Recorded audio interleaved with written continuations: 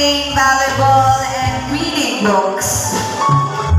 Her philosophy in life is, there is no success if you do not take risks. She is an adventurous type of person, and she is a family role-oriented.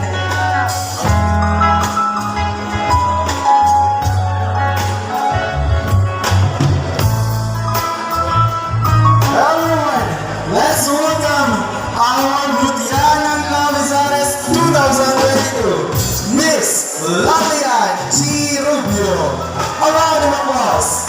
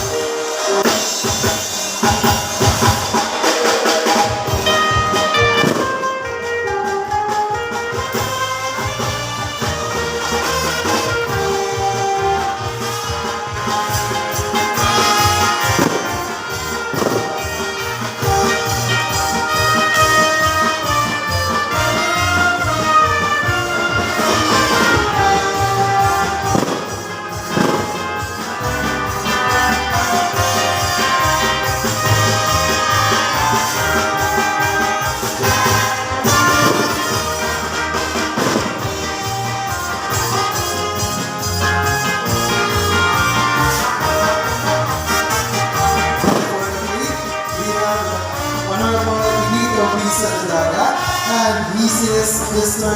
T. Moraya.